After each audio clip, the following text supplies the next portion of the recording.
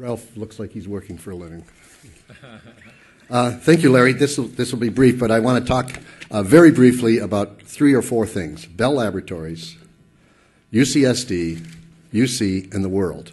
But it'll be brief, I assure you it'll be brief. I came to UCSD from Bell Laboratories about 20 years ago.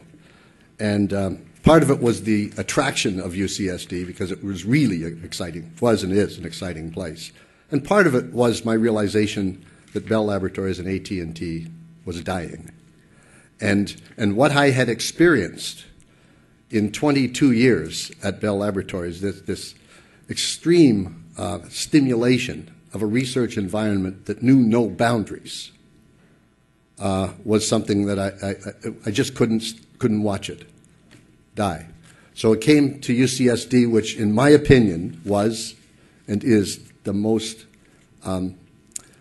lively and innovative place I knew.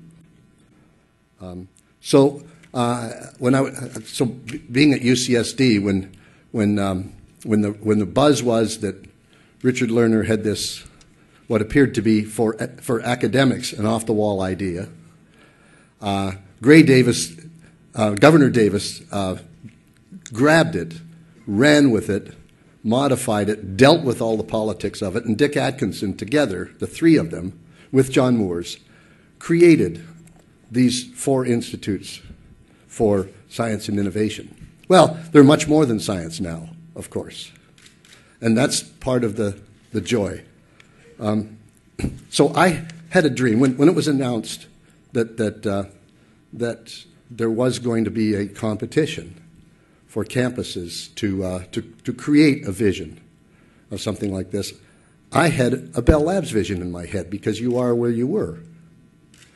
And one of the things that I lamented a little bit about the university environment were the walls. The walls between departments, the walls that naturally exist and have evolved over hundreds of years. And I thought, how do we make something that looks, that has no walls, that bright, stimulated people from all disciplines, from all passions can come together and create something that otherwise couldn't be created? This was dying in industry in the U.S., in industrial laboratories, and the universities had to take it on, in my view.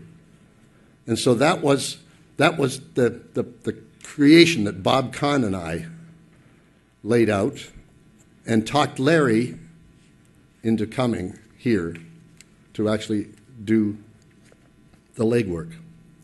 The other part of it was that, of course, UCSD couldn't do this. We had to have partners. The strength of the University of California is not in its individual campuses. It is in its interactions with the other campuses.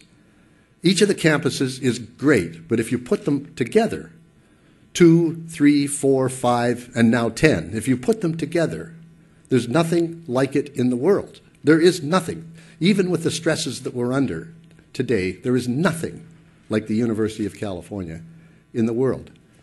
And the best partners for this enterprise of what was named Calit2 was, of course, UC Irvine, for a variety of reasons, because of their own complementary expertise, their proximity, which helps, and the fact that we got along so well with people at UC Irvine. So the strength of the University of California and what I call the power of 10 came into bear on this. And the other institutes that were created also brought the strength of the power of 10 together. And as I watch them evolve, I'm seeing the institutes more and more collaborating with each other in such a way that this is defining the university of the future. This will be the 21st century university. It's not that the departments will disappear, but the stimulation that occurs when you talk to a psychologist, or you talk to a linguist, or you talk to a musician or you talk to a computer scientist, the stimulation that occurs is remarkable. It's so much more. I hate to say this. I hope none of my physics colleagues are here, but the stimulation is more than talking with physicists.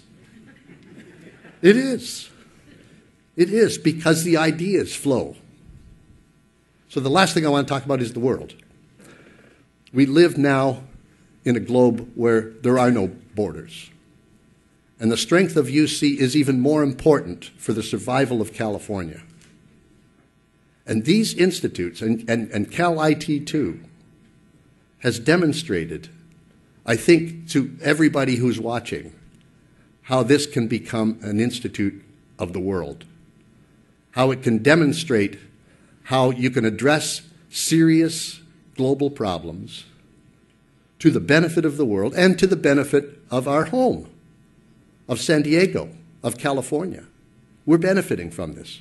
We're attracting the best people in the world to these institutes. Some go home, a lot do not. And both are to our advantage. The ones that go home are to our advantage, and the ones who do not are to our advantage. So I am excitedly looking forward to the next 10 years.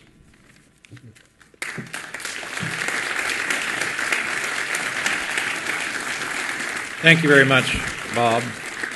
And I'm so pleased Ralph is back. As you know, Ralph is now the president of the National Academy of Sciences, and not only was a mentor for me in helping